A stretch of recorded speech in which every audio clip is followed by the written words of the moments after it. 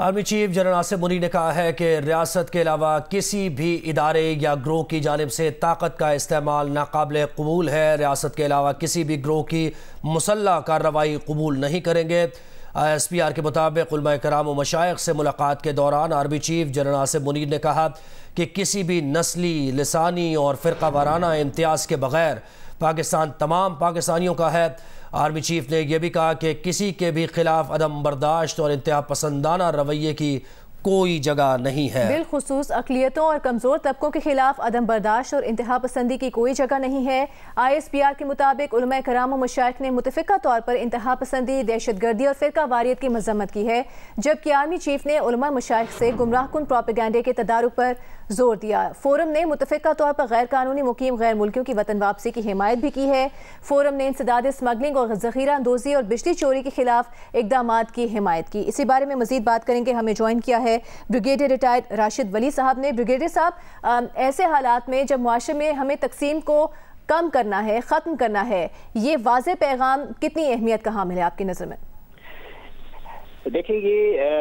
اس طرح کے جو فورمز ہوتے ہیں وہ بہت ضروری ہوتے ہیں، کیونکہ ہمیں جو اس وقت معاشرے میں جو نفاق ہے، جو ڈائیورجنٹ وائسز ہیں، اور وہ ایسی سپیسز ہیں جن میں جو دہشت گرد کے ایلیمنٹس ہیں، ان کا جو بیانیہ ہے وہ ان سپیسز میں انگریس کرتا ہے، اور سوشل میڈیا کا بے دریغ استعمال ہو رہا ہے، ایک پراکسی وارفیئر ہے، کمپلیٹ ایک انفارمیشن وارفیئر ہے جس میں کیمپینز رن کی جا رہی ہیں۔ تو ان حالات میں اس قسم کے فورمز کا یکسو ہو کر یونائٹڈ ایک آواز کے ساتھ یہ پیغام دینا کہ دہشت گردی کسی بھی صورت میں، کسی بھی اس کی ڈائمنشن میں ایک ناقابل برداشت چیز ہے، اور مذہب سے اس کا کسی قسم کا قطعی کوئی تعلق نہیں ہے۔ تو یہ کلیئرٹی لانا متفرق علماء میں جو مکتبہ فکر سے تعلق رکھتے ہیں، مختلف سیکٹ سے ہیں، مگر جو ایک جگہ بیٹھ کے ایک کمپلیٹ پیغام ایک یکسوئی کے ساتھ دیتے ہیں دہشت گردی کے خلاف، انتہا پسندی کے خلاف، تو وہ اس کی ایک جو عوام میں بھی پذیرائی ہوتی ہے، جو کنفیوژن وہ سو کرنے کی کوشش کر رہے ہیں وہ ایلیمنٹس جو کہ دہشت گرد تنظیموں سے وابستہ ہیں، تو ان کی اس میں حوصلہ شکنی ہوتی ہے۔ پیغام پاکستان کی صورت میں ماضی میں علماء نے ایک پیغام دیا تھا، اور کچھ فتویٰ بھی ہمارے علماء نے دیا تھا جو کہ دہشت گردوں کو اور خوارج کو جو ایک کلیئر میسج تھا۔ اب یہی چیز اگر ہم دیکھیں کہ دہشت گردی میں کے خلاف جنگ میں کس قدر ممد و معاون ثابت ہوتی ہے، ہمیں افغانستان کو دیکھنا چاہیے۔ وہاں پہ ملا عبد اللہ خنزادہ نے ایک امر دیا، یعنی کہ وہ حکم دیا، وہ حالانکہ اس کو فتوی کا درجہ حاصل نہیں ہے، فتویٰ اس سے ایک سٹیپ اوپر ہوتا ہے، تو اس کا بھی کافی امپیکٹ ہوا کہ وہ دہشت گرد عناصر TTP کے جو افغان سرزمین استعمال کرتے ہیں، اگر وہ آ کے پاکستان میں کسی کی حملہ کریں گے اور جان لیں گے تو وہ اسلام کے دائرے سے خارج ہوں گے۔ یہ ایک قسم کا ان کا ایک امر تھا جو اس کا امپیکٹ ہوا۔ اگر اب وہی چیز اگر وہ امیجن کریں، اگر وہ فتوی کی صورت میں ہو جائے تو وہ اس کو مذہب کا جو استعمال کر رہے ہیں اس کے لیے کس قدر یہ حوصلہ شکن بات ہوگی۔ اور آج کل کے حالات میں جب بہت سے لوگ یہ ڈس انفارمیشن پھیلا رہے ہیں کہ جی ہمارے انلیگل تارکین جو یہاں مقیم تھے ان کو نکالنا غلط ہے، افغانستان کے ساتھ ٹرانزٹ ٹریڈ کا ابہام پھیلایا جا رہا ہے، تو اس پہ بھی آرمی چیف نے بڑا کلیئرٹی سے یہ چیز ان کو بتایا ہے، اور فرسٹ ہینڈ سننا فرام دا سورس، تو وہ ایک اس کا امپیکٹ کچھ اور ہوتا ہے۔ اب آپ کے سامنے سارے فیکٹس کے کسی بھی جو رجسٹرڈ افغان کو یہاں سے نہیں چھیڑا جا رہا، بلکہ یہ وہ لوگ ہیں جو کہ غیر قانونی طور پہ مقیم ہیں، کسی ڈیٹا بیس میں نہیں ہے، اور ان کو کوئی بھی دہشت گرد تنظیم، کوئی بھی جرائم پیشہ تنظیم اپنے مقاصد کے لیے استعمال کر سکتی ہے۔ تو یہ اس گمراہ کن پروپیگنڈے کے تدارک کے لیے بھی ایسی انٹریکشنز بہت ضروری ہوتی ہیں، اور ہمیں یہ بھی دیکھنا ہے کہ ایک ٹرانزٹ ٹریڈ والا جو تھا اور انٹری ریجیم جو سنگل انٹری ریجیم ہوا، دنیا بھر میں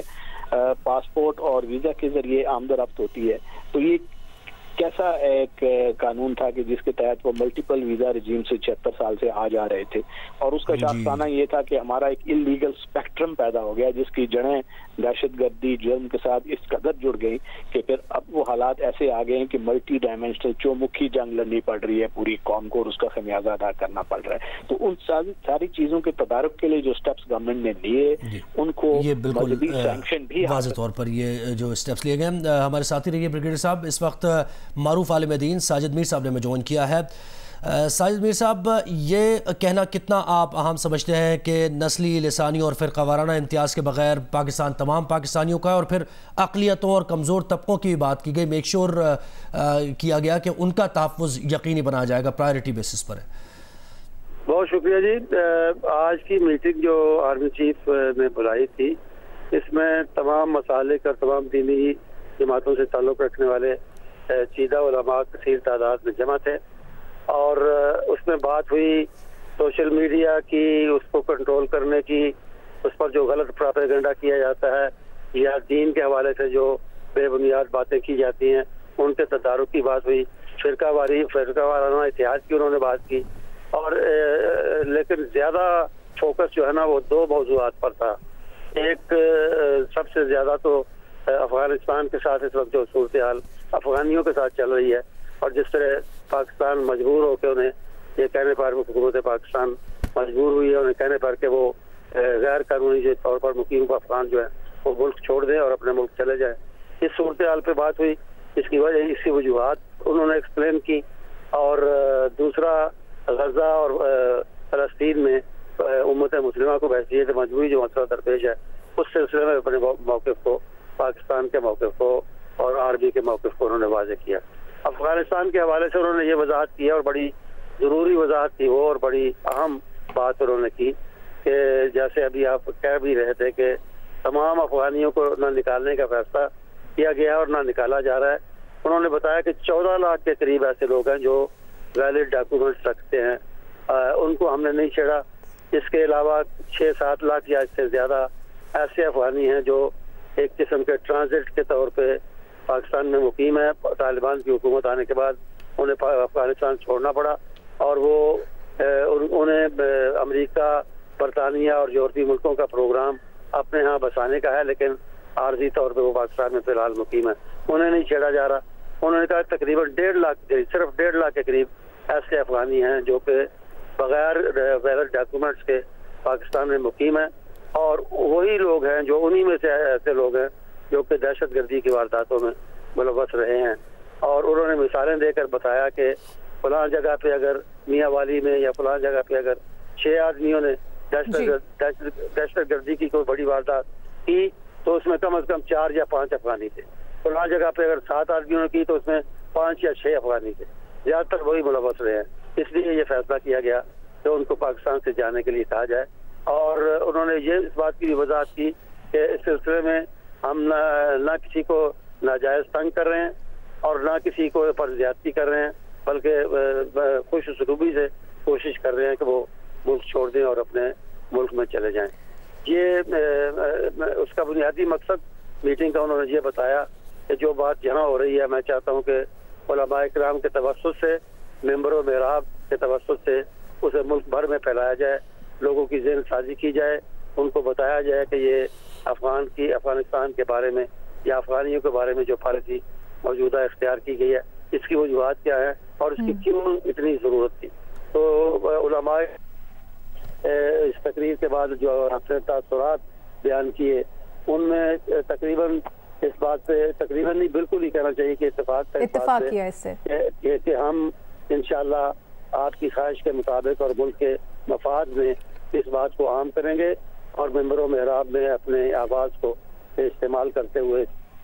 پبلک تک پہنچائیں گے. ٹھیک ہے. علامہ ساجد میر صاحب اور بریگیڈیئر ریٹائرڈ راشد ولی صاحب ہمارے ساتھ موجود ہیں. ہم اس وقت جوائن کیا ہے دفاعی تجزیہ کار سید محمد علی صاحب نے. محمد علی صاحب، یہی بات اس کو آگے لے کے بڑھیں کہ ایک فورم کی طرف سے متفقہ طور پر یہ میسج آیا ہے کہ غیر قانونی مقیم غیر ملکیوں کی وطن واپسی کی حمایت کی جاتی ہے، اور اس حوالے سے جو بھی کوئی پروپیگنڈا کیا جا رہا ہے اس کو ختم کیا جائے گا، اس کے تدارک کے لیے کردار ادا کیا جائے گا، ذہن سازی کی جائے گی عوام کی. یہ کتنا اہم ہے؟